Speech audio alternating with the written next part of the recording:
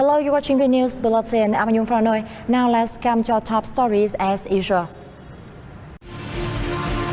Border Guard soldiers ensuring peace in Southeastern seas. And later on, increasing popularity of vegetarianism among Vietnamese. Let's begin the bulletin with the most prominent events of the week from March 7 to March 13. Party General Secretary Nguyễn Phú Trọng on March 10th chaired a meeting of key national leaders to discuss domestic and international situations in the first 2 months of this year and sketch out major tasks in the time to come. The leaders held that the country is likely to face many challenges and difficulties in the time to come, especially those posed by the pandemic and unpredictable changes in the global economic and political situation. Party General Secretary Trọng underlined that it is necessary to keep a close watch on the situation and make accurate forecasts, so as to work out proper policies to effectively deal with the rising issues. He said it is crucial to effectively implement all solutions, including in the socio-economic recovery and development program, while focusing efforts on removing bottlenecks in institution and policy. The 13th National Women's Congress took place at the National Convention Center in Hanoi on March 10th, with the participation of 959 official delegates representing women of all classes across the country. The Congress is an important political event and a great festival for Vietnamese women nationwide.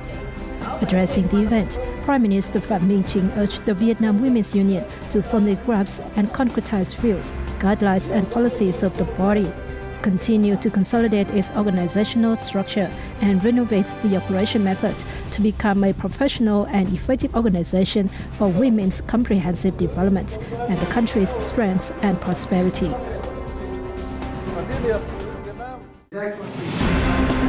Prime Minister Phạm Minh Chính attended the 5th Vietnam-US Business Summit in Hanoi on March 8th, during which he called on businesses of both nations to further strengthen their partnerships to contribute to the promotion of bilateral ties. Participants at the event discussed measures to promote bilateral economic ties and sketch out new orientations for post-pandemic economic recovery. U.S. firms showed interest to invest in Vietnam's economic restructuring, programs suitable to the global trend of green and circular and digital economic development. The U.S. is currently the largest export market of Vietnam, while Vietnam is the 9th largest trade partner of the U.S.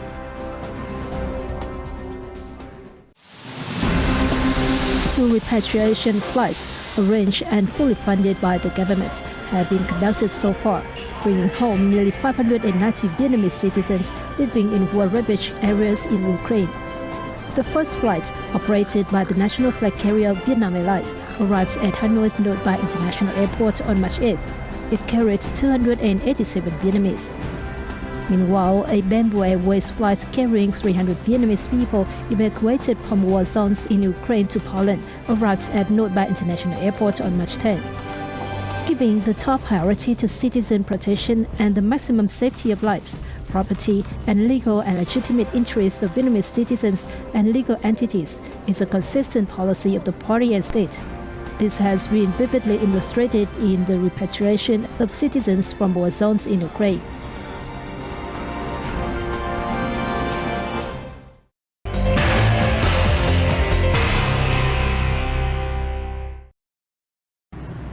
Foreign trade by agricultural, forestry, and aquatic products reached $14.2 billion in the first 2 months of 2022, a year-on-year increase of 15.8%, according to the Ministry of Agriculture and Rural Development. Revenue of these exports was estimated at $8 billion, up 20.9% year-on-year, while imports exceeded $6.2 billion, up 10%. So far this year, Vietnam has enjoyed $1.8 billion in trade surplus in agriculture, forestry, and fishery, or nearly 87% higher than last year's figure. Exports posting high growth included coffee, rice, pepper, trout, shrimp, and wood and timber products. The U.S. remained Vietnam's biggest buyer, purchasing over $2.3 billion worth of the products, or 28% of the total. Some 70% of exports to the U.S. were wood and timber products. It was followed by China and Japan. The Ministry of Agriculture and Rural Development is focusing efforts on gaining broader access for Vietnamese exports to major markets such as Peru, Australia, Brazil, China, and the U.S.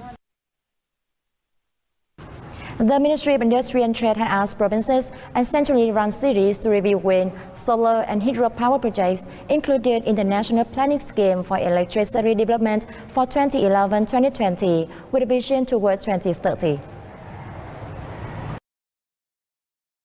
For the operational projects, the provincial and municipal people's committees should evaluate their operations and take note of difficulties facing them, if any.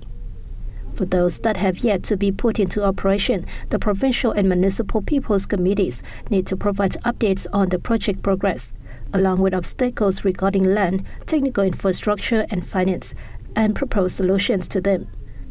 Statistics by the Ministry of Industry and Trade showed that between March 2016 and the end of 2020, 384 projects had been added to the planning scheme, including 190 wind power projects with total capacity of over 1,900 MW and 175 solar power projects with 15,400 MW.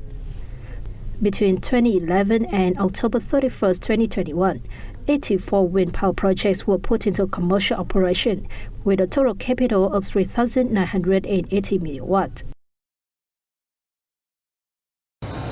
The tourism sector should pay special heed to improving the quality of tourism products, infrastructure, facilities, and human resources, utilities provided for foreign tourists in order to increase its competitiveness and attract more foreign visitors in the post-COVID-19 pandemic, according to the Vietnam National Administration of Tourism.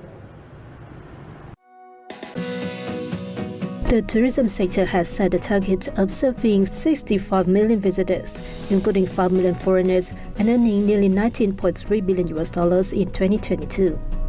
To open up tourism activities in a safe and effective manner in accordance with the government's directions, the sector needs to promote advertising and promotion programs via digital platforms and e-marketing in order to help foreigners know more about Vietnam's tourism reopening policy. Attention should be paid to ensuring safety and security and regulations on environmental protection and pandemic prevention in tourism activities. The tourism industry should target tourism markets where regulations on quarantine after foreign trips are not too strict and those that have moved to reopen their doors to foreign tourists. Besides, it is also necessary to create favorable conditions for Vietnamese people to travel abroad. Regarding the visa issue, the Ministry of Culture, Sports and Tourism and relevant ministries and sectors are proposing the government to allow the application of visa policies for tourists like the time prior to the COVID-19 outbreak, including issuance of e-visas and unilateral and bilateral visa exemptions. In addition to safeguarding Vietnam's national sovereignty at sea, soldiers at the Con Đảo border guard station off the coast of the southern province of Bà Rịa Vũng Tàu have also worked with local authorities and residents in socio-economic development and consolidating the old people defense posture in the country's southeastern seas. The Con Đảo border guard station is assigned to protect and manage the border sea area of Con Đảo, which spans 12 nautical miles and 16 islands. As an area holding a strategic position in the southeastern seas, officials and soldiers at the station hold intensive training and promote responsibility and solidarity so as to protect the national sacred seas and islands. We conduct regular inspections to detect crime, especially drug dealers and trade fraud, while working to prevent and respond to natural disasters and fires. We also coordinate closely with local authorities to promote party guidelines and state regulations and help people gain a better understanding of the functions and responsibilities of border guard soldiers. The border soldiers detected 35 violations last year and meted out administrative punishment totaling more than 270 million Vietnam dong. They identified 6 people carrying 343,000 liters of diesel oil, and nearly 1,800 packets of cigarettes without documentation and invoices on origin, as well as 2 foreign ships illegally anchored in Vietnamese seas. They also did a good job in natural disaster prevention and response. Fishermen and soldiers working closely with each other. We strictly follow border soldier programs. Officers and soldiers in the Gonda border guard station also devoted themselves to helping the locality fight COVID-19. I asked the soldiers to do their best and overcome the challenges and to complete all tasks assigned. Over the years, officers and soldiers at the Gonda border guard station have stood with local people, especially policy beneficiary families, those in difficult circumstances and disadvantaged students. Proud of the glorious tradition of border guard soldiers, they work hard to protect Vietnam's national sovereignty overseas and ensure security in the area.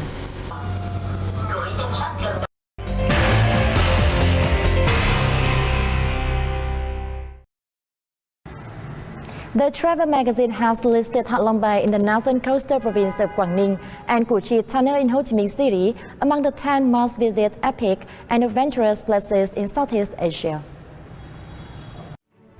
Hạ Long Bay, which is situated in northeast Vietnam, is regarded as one of the world's geographical beauties due to its green seas scattered with hundreds of limestone islets, each capped with its distinct tropical jungle, the magazine said. Tourists may enjoy the destination by diving and snorkeling, renting a canoe, or simply relaxing on the upper deck of their boat tour with a beverage in hand, it added. Meanwhile, the Củ Chi cave system, situated 60 km beyond Ho Chi Minh City, is a vast network of subterranean tunnels that stretches all distance towards the Cambodian frontier. The tunnel served as a way of communication among settlements. Furthermore, the tunnels were easily reachable from Ho Chi Minh City with a 1.5-hour trip. According to the traveler, Southeast Asia boasts a rich tapestry of distinct cultures and faiths, and it is considered a favorite part of the globe because of its beautiful beaches, delectable cuisine, and low rates of tourism.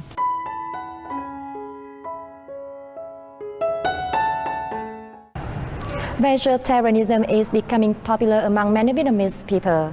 While some make the choice for health reasons, others are trying to support the planet. Big switched to being a full-time vegetarian 8 years ago. She tried vegetarian dishes 20 years ago, but vegetarian food is now popular in her family. Veggie dishes are really tasty. I find it good for my health and even for people undergoing medical treatment.